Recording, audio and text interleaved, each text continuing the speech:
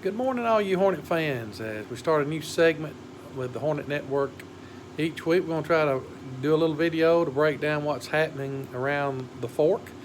As you know, this past week we got started with a little football at Locust Fork, Gary Pate Field, and it was not the outcome that we'd hoped for as the Hornets fell to St. John Paul II, 46-28. It was a night where the rain came early. But by game kickoff time, it did clear out. We had a great crowd.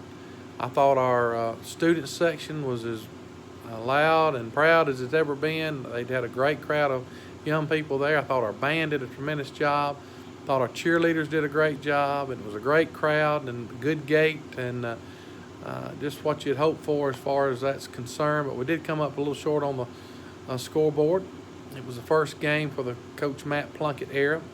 We had a very difficult team, and I had shared with you that I felt like that this would be one of the toughest teams that Locust Fork would play all year. It was a team that was coming off the best season in school history, had most everybody back, had a very electric quarterback. I think all of you that was at the game could say without a doubt that Seth Brown will certainly be tough for everybody he plays, as he's one of the most electric football players that I've watched play in a long, long time. But I thought the Hornets did some good things. I thought we had over 400 yards of offense.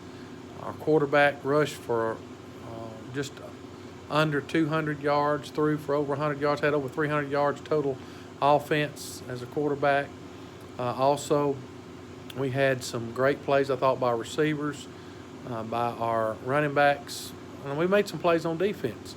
But it was a night that I think we hurt ourselves a lot, and we made a lot of mistakes. Turned the ball over in the third quarter to start the second half and really got behind the 8 ball, but I didn't think we quit. I thought our kids really fought hard, and we came out and scored 21 points in the second half, outscored them 21-20. And I thought there was a lot of effort out there, but I think there's a lot of improvement that will be made each week. I've always felt like this team would be a team that would improve every single week because they are young and you're getting used to a whole new system. So we'll turn the page on St. John Paul II and look to Cleveland as Locust Fork plays the Cleveland Panthers this Friday night at Michael Dixon Memorial Stadium in Cleveland, Alabama. As you know, that's a tough place to play. They have a great football team, a great football coach in Gardner Gilland.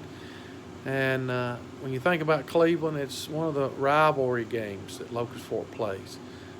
Cleveland is going to be very talented. They got a lot of good players on their team, and they have a coach that I feel like does as good a job as anybody. So it'll be difficult. These kids know each other pretty well. They go to church with each other. They date kids from each school. They have a lot of folks that are kin to you in Cleveland, so it's like playing your brother as you get ready to play Cleveland, and you don't want to lose to your brother. The last 10 meetings between these teams are 50-50, 5 games won by the Hornets, 5 games won by the Panthers. Most of these games have been very close. The only 2 exceptions were the last 2 years, which Cleveland's had the upper hand. So we'll see if the Hornets can turn the page. I know it would be a big win for the Hornets. And I think the coaches are looking for some improvement. I think the players are looking for some improvement this week. So we'll see what happens in the big matchup in Cleveland, Alabama. We had on our coaches show this past week Mr. Tommy Smitherman, who is also the head coach of our cross-country team.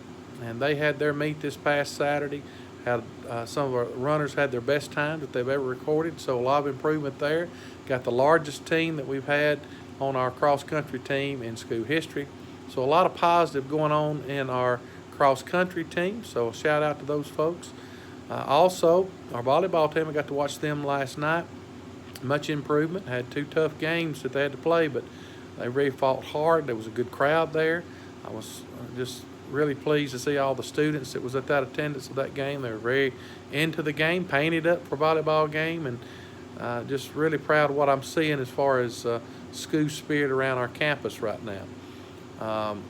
We also, as you know, have our cheerleaders, and they do a great job. And our band, as I stated earlier, there's a lot of good things happening at Locust Fork, and we certainly want to try to cover them and give them all the props that we can. A great start to the year. We certainly hope that our Hornets can get a big win this Friday night. Hope you'll be listening as we'll cover it live on WCRL, the Hornet Radio Network, but it'll also be the game of the week on WCRL. Each week we'll have a player of the game by the Hornet Network for each Friday night football game. This week the player of the game was Mr. Charlie Cater, who, as I stated, had I think 188 yards rushing and 340 total yards running and passing. So a good start for Charlie Cater, and he is the WCRL Hornet Network player of the game this week.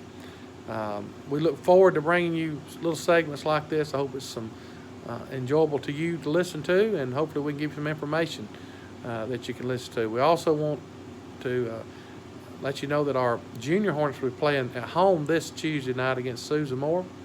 The game was rained out this week. As you know, the junior Hornets football team has had a couple big wins over Arab and Meridianville. They look really good. Looks like we have a bright future when it comes to the future of Hornet football. So come out and support those guys on Tuesday. Go out and support the volleyball team. Go out and support the Hornets football team, band, cheerleaders this Friday night at Cleveland, Alabama. And we'll look forward to bringing it to you live. Our pregame show will start at 6:15 with kickoff at 7 o'clock. So tune in to the Hornet Network on WCRL. We'll see you next time, folks.